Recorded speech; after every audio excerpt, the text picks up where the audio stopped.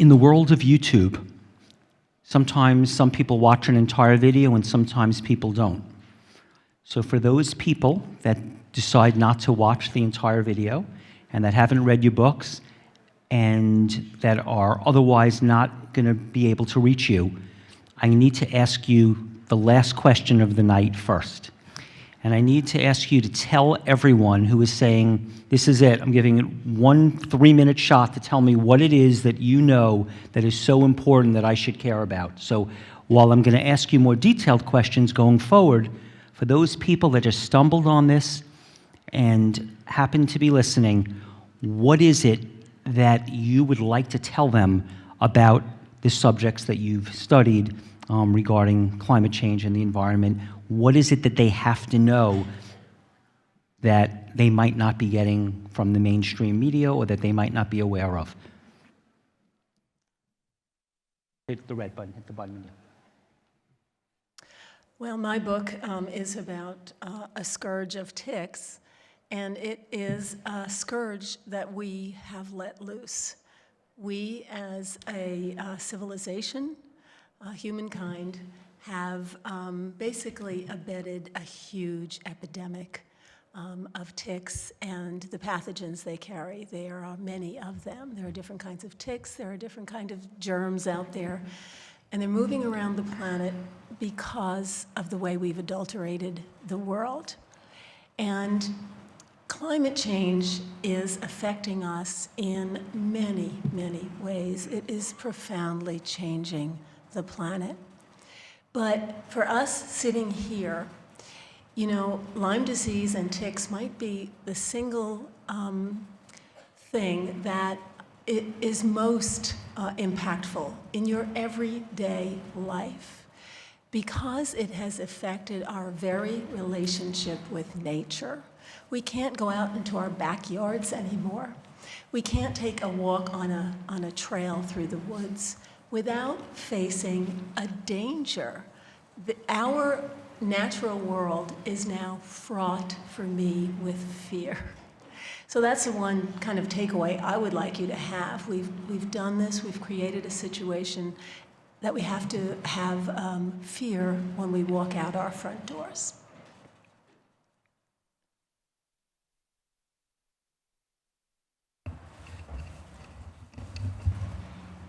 One of the very most significant things that could be done to help reduce the rate at which the world is warming and ultimately help reverse the buildup of CO2 in the atmosphere would be to change our methods of farming, to switch from modern industrial agriculture production to agroecological techniques that work in harmony with nature rather than really always in conflict with nature, that instead of burning more fossil fuels and using more fossil fuels because of consuming synthetic fertilizers and pesticides, working in harmony with nature, so reducing the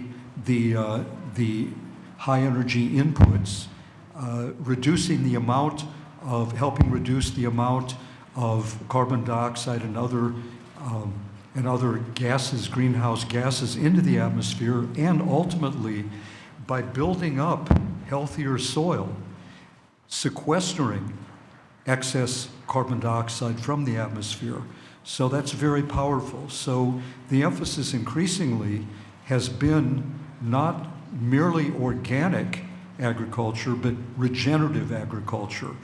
Agriculture that not only is employing organic and sustainable methods, but so sustainable in a far more ultimate way, because when they regenerate the soil and help pull in and sequester carbon dioxide, then they're really creating a greater level of sustainability, the sustainability of our civilization itself.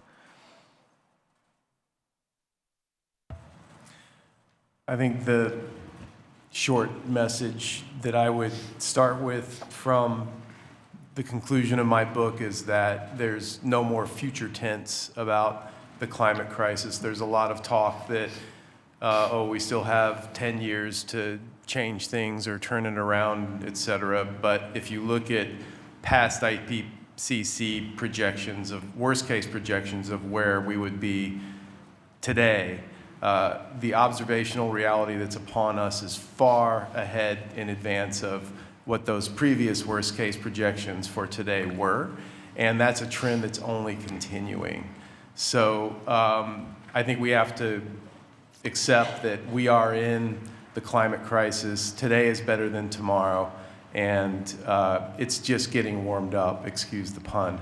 But we're going into a crisis that is going to challenge every single thing that's on the planet that's not already challenged. And I think rearranging our thinking and looking at it through that lens means accepting that everything in our lives is going to change. And taking that in deeply means, I think, kind of reorienting ourselves with how are we going to live our lives today and what kind of decisions are we going to make, given that we're living on an irrevocably changed planet and things are set to intensify in short order, not longer term, not talking about 2100, 2050, but abandoning talking about the climate crisis in the future and accepting that if you live in Australia, it's present tense. If you live in the Amazon, it's present tense. If you live in southern Louisiana, it's present tense, or the north coast of Alaska. There's no more future tense. And those of us living in this little bubble right here where we can still kind of pretend that it's off in the future, that kind of thinking has to be abandoned.